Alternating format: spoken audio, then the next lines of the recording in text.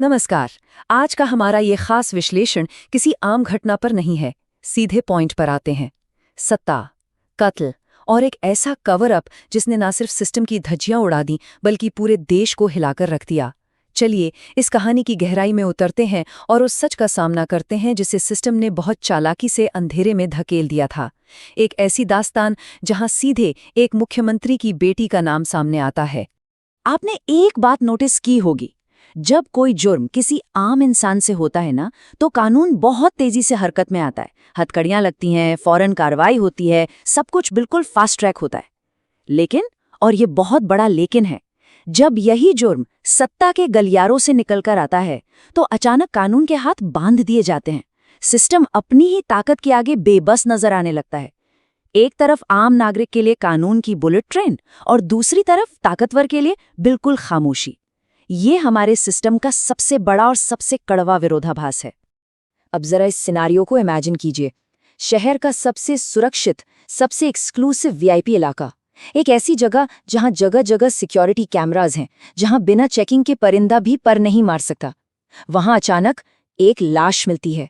सबूत बिल्कुल साफ थे, मौके पर वो सब कुछ मौजूद था जो किसी भी क्रिमिनल को पकड़ने के लिए काफी होता।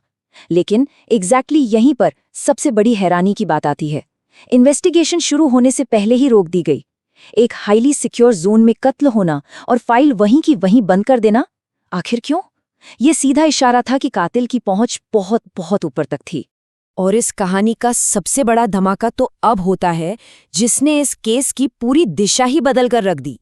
एक चश्मदीद, एक आई विटनेस अचानक सामने आता है। उसका साफ कहना था कि उस रात ठीक घटना वाली जगह पर उसने एक ऐसी गाड़ी देखी थी जो सड़कों पर आम तौर पर नहीं घूमती। वो गाड़ी सिर्फ और सिर्फ मुख्यमंत्री के काफिले में इस्तेमाल होती है। जरा सोचकर देखिए इसका मतलब, एक मर्डर सीन पर सीधे मुख्यमंत्री के काफिले की गाड़ी का मिलना। इस एक बयान ने पूरे रहस्य का रुख सीधे सीएम की बेटी की तरफ मोड़ दिया। ये कोई छोटी मोटी बात नहीं थी, ये एक भयानक भूकंप था। अब इस रेवलेशन के बाद जो हुआ वो तो होना ही था।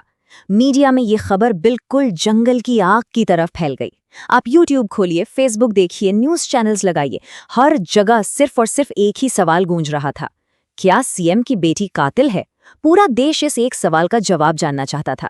ये अब सिर्फ एक सिंपल मर्डर मिस्ट्री नहीं रह गई थी दोस्तों, ये आम जनता की इंसाफ की उम्मीद और सत्ता के गुरूर के बीच आमने सामने की टक्कर बन चुकी थी। लेकिन इस पूरे शोर शराबे के बीच सिस्टम के अंदर ही अंदर एक भयंकर दबाव बनाया जा रहा था, और ऊपर से सीधे एक चिलिंग ऑर्डर पास होता है, केस को दबा दो, just let that sink in. एक पूरी पुलिस फोर्स जिसका काम ही आम जनता को इंसाफ दिलाना है, उसे अपनी ड्यूटी छोड़कर सबूत मिटाने का आदेश मिलता है।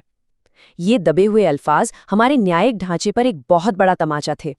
कानून अपनी ही किताबों में कैद हो गया और सत्ता के ऑर्डर कानून से भी बड़े बन गए। लेकिन कहते हैं ना कि हर अंधेरे में एक रोशनी की किरण होती है। एक ईमानदार ऑफिसर ने इन फाइल्स को खोलने की हिम्मत की, और वहां जो दिखा वो एक ऑर्डिनरी कवर अप नहीं था, वो एक प्रॉपर सिस्टेमिक नाइटमेयर था, जो सबूत चीख चीख कर सच बोल रहे थे। जैसे ब्लड रिपोर्ट्स और मौके के निशान, उन्हें बदल दिया गया, यानी फोरेंसिक रिपोर्ट्स के साथ डायरेक्ट छेड़छाड़ हुई। आमतौर पर फोरेंसिक एविडेंस को बदलना लगभग नामुमकिन होता है बिना किसी मैसिव पॉलिटिकल प्रेशर के। और सबसे डरावनी बात पता है क्या थी? जो आई विटनेस थे उन्हें रातों रात गायब कर दिया गया। ये सरकारी मशीनरी का पूरी तरह से एक वेपन की तरह इस्तेमाल था। अब तक ये तो बिल्कुल साफ हो चुका था कि ये केस सिर्फ एक कत्ल तक सीमित नहीं है, ये एक मैसिव पॉलिटिकल पावर प्ले बन चुका था। हमारे पास दो अलग अलग पहलू हैं। एक तरफ ये थियरी थी कि एक पिता ने अपने बच्चे को बचाने के लिए पूरी सरकारी मशीनरी लगा दी। वहीं दूसरी तरफ कानून की आईने में ये आर्ग्यूमेंट भी था कि क्या वो लड़की वाकई बेकसूर थी, जिसे सिर्फ पॉलिटिकल विरोधियों द्वारा फंसाया जा रहा था, या फिर वो सच में अपने बाप की कुर्सी के पीछे छुपी एक मौत की सौदागर थी। हम यहाँ किसी एक पक्ष को नहीं चुनेंगे, क्योंकि जनता की अदालत में असली फैसला होना भी बाकी था। तो आज इस वक्त स्थिति क्या है? इंसाफ आज भी उन्हीं बंद फाइल्स में कैद है जो शायद कभी नहीं खुलेंगी।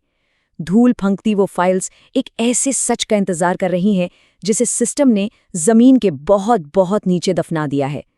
लेकिन एक सच ये भी है जिसे हमें भूलना नहीं चाहिए।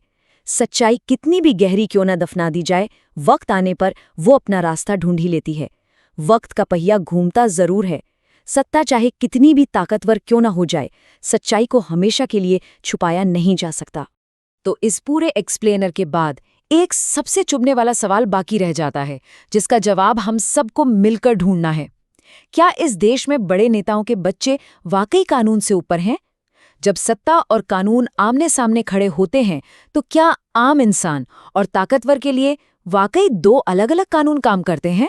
आप लोग इस बारे में क्या सोचते हैं? नीचे कमेंट्स में अपनी राय जरूर दीजिएगा, क्योंकि एक सच्चे लोकतंत्र में सबसे बड़ी आवाज आम जनता की ही होती है। इस खास विश्लेषण में मेरे साथ जुड़ने के लिए बहुत बहुत शुक्रिया।